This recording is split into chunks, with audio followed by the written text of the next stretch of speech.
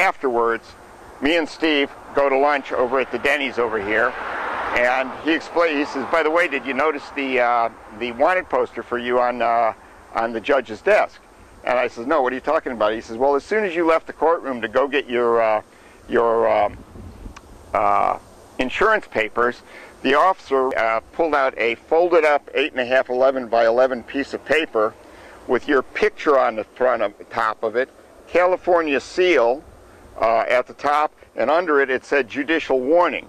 He says when you stepped out, he gave that to the bailiff, asked if she had gotten a copy of that, and the bailiff then put it on the judge's desk, and when the judge came in, the judge looked at it, and the judge then folded it up, closed it up on her desk so you wouldn't see it.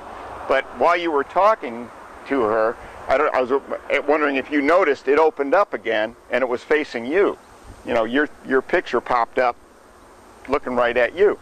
And I said, "No, I didn't notice that." And I said, "That's really interesting, because that kind of says this court has a little bias toward me, that evidence has been presented against me to this judge, which I'm not even being made aware of, and therefore cannot explain." By the way, did you notice how the officer sat during the trial? And I said, "Well, you notice he was kind of hunched over." He says, "Yeah, he was hunched over. He was hunched over because he had one hand, he was over like this, he had one hand on his gun, and he had his other hand on his taser the whole hour that you were arguing with the judge." Yes. Can't have cameras on county property. Actually, I can. Actually, I can, because I'm making a documentary of the organized criminal racketeering activities here. You have to have permission from the county. Actually, no, actually I don't. Yes, you do. I've already checked this out. Okay, we'll do it another way. We'll make it real simple. I'm going to put it off your property on city property. And sir, who are you? May I have your identification, please? I'm the security guard. May I see your identification, please? Okay, it's Mr. Jackson, Ernest Jackson. Okay, have you been directed to obstruct my documentation here and my evidence, or is this your idea?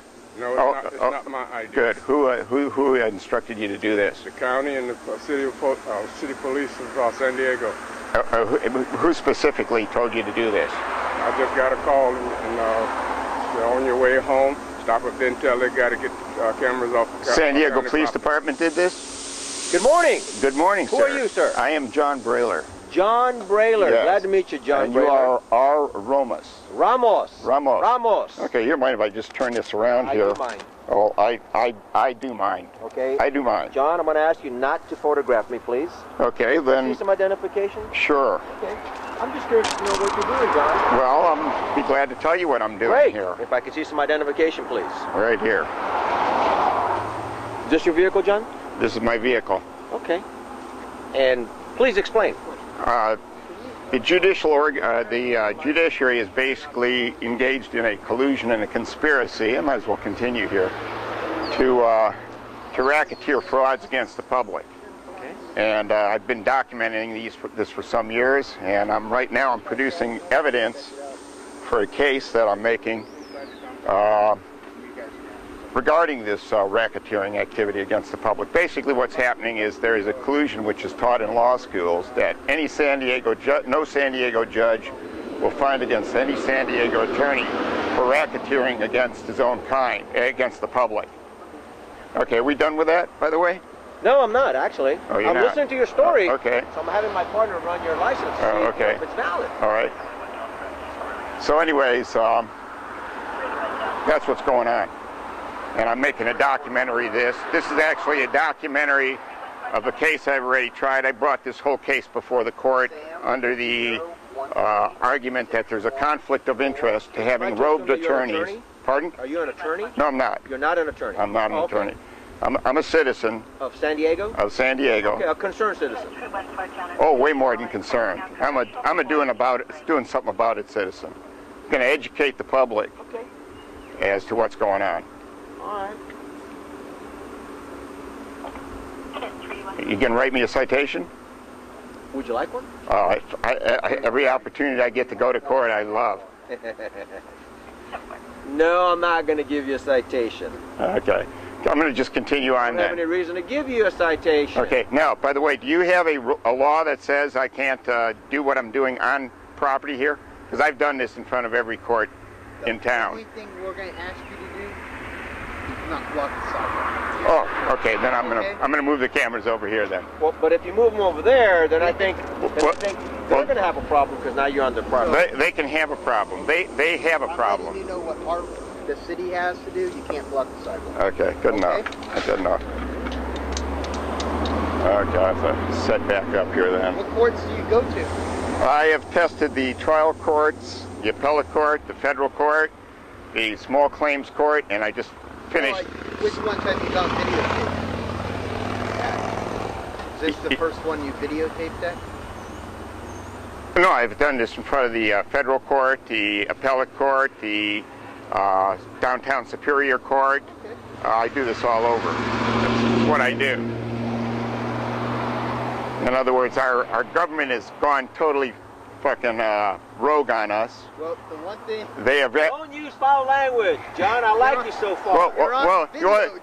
Okay, when I say fucking, I mean racketeering. Don't use foul language. You're making a documentary. Right. You might offend someone. I hope to offend a lot of people. I hope that it seems to be the only way we have left of discouraging these robed attorneys from doing this sort of thing. All right, John. How long will you be here today? Probably this whole thing takes 40 minutes. I was probably already 10 minits into it. 10 minutes into it? Yeah. All right. Just please don't block the sidewalk, and I'm okay with that, all right? Fantastic. All right. All righty, now, where was I? Back to work. Get back to where you left off. Just where, yeah, that's it, trying to remember where I left off. I don't know, you might have to rewind. I might have to reset my angles and dangles here. The cursing words off. Oh, yeah. All right, John. You know what? You can stand around and watch if you like. I present the evidence down here and delivering it to the court, and they actually have 3 bailiffs come out with somebody from the front office who then stops me and says, "Sir, may I help you?" Like really personalized service. Very unusual, but we find out later what this is all about. So I said, well, I'm here to deliver these documents as required by Commissioner Davis. And the guy says, well, what's this about? So I read him the DVDs in front of these other 2 bailiffs so that every judge in this court is going to know of the evidence that I've presented. I then show up on the assigned date. The officer is there in civilian clothes. They call my name, we step up, and the judge the presiding, I guess if you want to call him that, person at this court,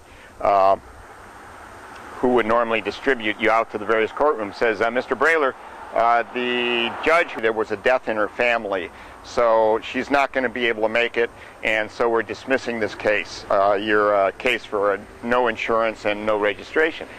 And I said, wait a minute. I said, I don't want the case dismissed. I said, how long might she be gone? She said, well, she might take a month's absence. I said, fine, set it off 30 days in the future. So they do. I then show up for the assigned court date. Steve meets me here. I'm not sure which office I have to go to, so I go into the center office, which is just behind the security area in the front door. And I'm standing in line there, and bailiff comes walking out of the office, goes over to the guy at the front window there that operates the walk-through metal detector, and he's got this, like a poster in his hand, like a wanted poster in his hand, and I notice it, and I says, hey Steve, I wonder if that's my poster there, and he goes over to the guy in the window and he holds it up to him. Now we're inside, and the outside's, sunny, inside's relatively dark, and I can see right through the paper. I mean, the ink was probably still wet, and I could tell that the picture in it was that picture right there.